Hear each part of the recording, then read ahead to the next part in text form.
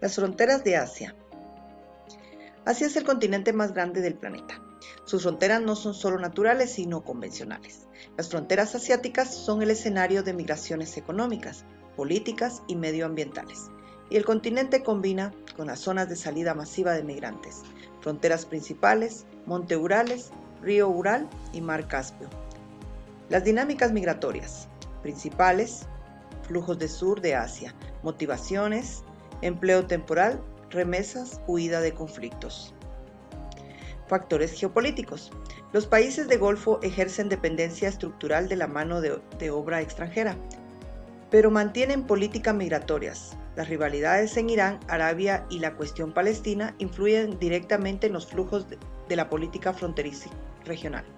Factores: crisis económica y búsqueda de ingresos, tensiones. La guerra en Ucrania y las sanciones a Rusia han afectado las remesas.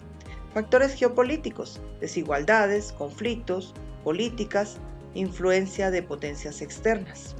Consecuencias y desafíos: millones de trabajadores migrantes en condiciones precarias, desplazados sin protección jurídica. Perspectivas: corto plazo, aumento de control fronterizo, pero persistencia de migraciones irregulares.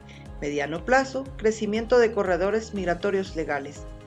Conclusión: la migración es el continente de Asia. Se refleja cosas como la desigualdad. En base a esto, los factores, las fronteras, no solo dividen territorios, sino también los sistemas políticos y algunas oportunidades. Algunos países como Rusia, China, India utilizan la migración como herramientas geopolíticas con el fin de controlar las fronteras. Muy buenas noches. Voy a hablar sobre las fronteras en Centroamérica. Un poco de historia de nuestras fronteras detrás de la independencia de las provincias unidas en Centroamérica. Estamos hablando de 1821, cuando fue la disolución de la Federación en 1838. Cada estado trazó las fronteras de manera independiente, lo que generó numerosos conflictos territoriales entre Guatemala, El Salvador, Nicaragua. Fueron un motivo de tensión política y militar. Durante gran parte del siglo XXI, estos límites fueron heredados de la época colonial y se establecieron sin considerar dinámicas sociales. En el plano político, las fronteras centroamericanas se han caracterizado por una fuerte presencia del Estado en términos de seguridad, de control migratorio en sus fronteras. Sin embargo, su debilidad institucional ha permitido también que prolifere, de hecho, una inactividad ilícita de narcotráfico, el contrabando, la trata de personas, y estos factores alimentan también la corrupción en nuestras fronteras. Económicamente, las fronteras funcionan como zonas de intercambio formal e informal. Estos mercados son muy esenciales para la subsistencia de miles de personas que viven en la frontera. Gracias.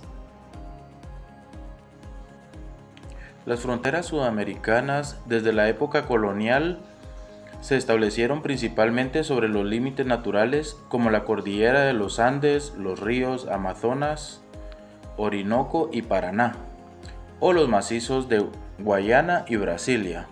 Sin embargo, estos límites no fueron trazados considerando las poblaciones originarias ni las dinámicas locales, sino los intereses de las potencias coloniales. A lo largo del siglo XIX y XX, las delimitaciones formales generaron tensiones territoriales, guerras por recursos y reclamos fronterizos que aún persisten, como el caso del Esequibo entre Venezuela y Guyana. Las fronteras fueron, por tanto, una construcción política sobre una geografía natural, diversa y compleja. Las fronteras de América del Sur son más que líneas divisoras. Son espacios vivos de intercambio, conflicto y transformación. Su análisis geopolítico muestra que la historia natural y humana del continente está profundamente conectada con las dinámicas migratorias.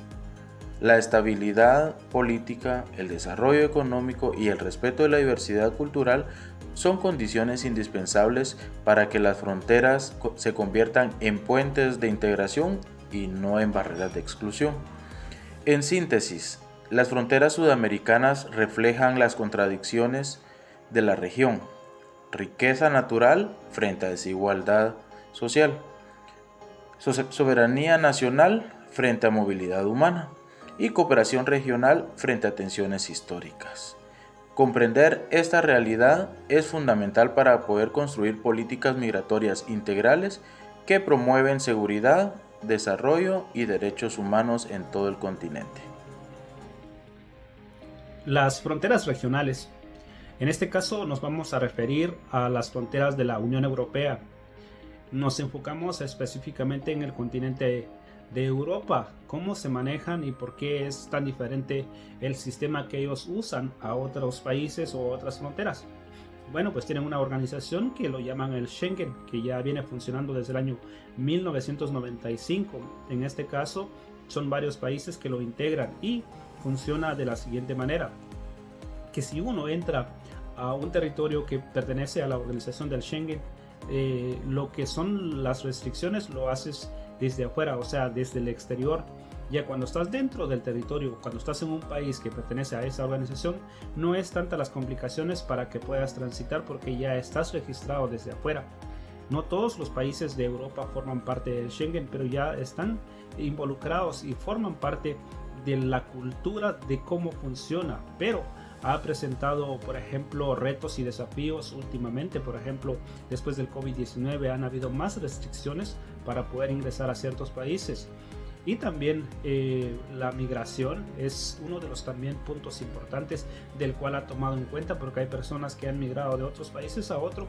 Por la misma razón ha aumentado un poco la vigilancia en los países que integran el Schengen, mientras que también por el aumento del terrorismo también es una de las restricciones que ha tomado en cuenta, por el cual entonces hay más vigilancia en ciertos países. Pero es importante que si tú entras a un país que forma parte de lo que es el Schengen, automáticamente puedes entrar con mucha libertad en otros países del cual está integrado lo que es el Schengen.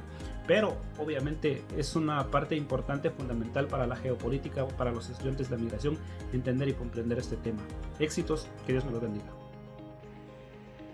La región de Norteamérica, liderado principalmente por Estados Unidos, podemos nosotros entender que todo lo que ha logrado Estados Unidos es a base de tratados, convenios, estrategias económicas. Principalmente en este bloque podemos nosotros entender que sus aliados principales han sido Canadá y México. Este bloque económico se ha encargado o se ha dedicado a competir directamente con China en estos últimos años respecto al impacto que ha generado en la dependencia de muchos productos que se manufacturan en China, que antes se manufacturaban localmente. Lamentablemente, la migración irregular en la frontera sur de Estados Unidos ha provocado mucha discrepancia, mucha inconformidad y conflictos geopolíticos, a tal manera de que vemos cómo se han endurecido las leyes migratorias, los tratados de comercio se han sido afectados, han subido los aranceles para la mayoría de países que antes colaboraban con Estados Unidos de un 0 arancel, ahora hasta un 100%, 125%, hasta un 200% de impuestos. Y esto generalmente nosotros podemos entender que el liderazgo de la política, la forma en la que se maneja la geopolítica actualmente depende mucho de la visión, la proyección y el pensamiento de cómo liderar un país, hacia dónde lo quieres llevar y de qué manera quieres impactar el mundo. Estados Unidos siempre se ha destacado por ser un bloque de comercio, de oportunidades, de fuerza, de liderazgo, siendo uno de los países con mayor infraestructura, con la tecnología más avanzada, tecnología restringida hacia otros países, única existente en Estados Unidos, y todo eso ha creado un bloque económico muy fuerte. Pero lamentablemente ahorita la situación real es conflictos, manejo de intereses, estamos viendo muchos problemas como la crisis de la seguridad y la migración. Ese es el mayor riesgo geopolítico que existe, porque mientras esto no exista una cooperación en el norte, todos los países de Latinoamérica se ven afectados. El comercio, lo que aquí sucede, lo que aquí pactan, lo que aquí se hacen en los tratados comerciales, se ve reflejado en todos los países del mundo. Entonces, la geopolítica es muy importante.